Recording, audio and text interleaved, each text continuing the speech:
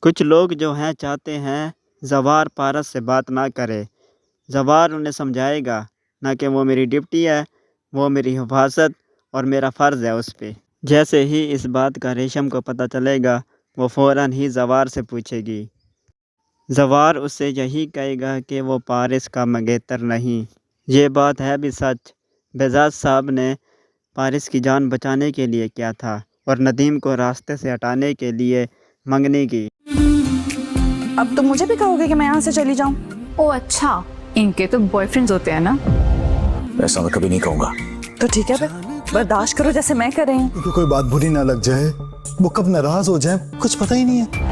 وہ صرف پارس نہیں ہے، میری ڈیوٹی ہے۔ نہ ہے پارس کا منگیتر آ رہا ہے؟ منگیتر نہیں ہو اس کا۔ اور مجھے یقین ہے تم ایک بہترین ہوسٹ بنو گے، اچھا ویلکم کرو گے۔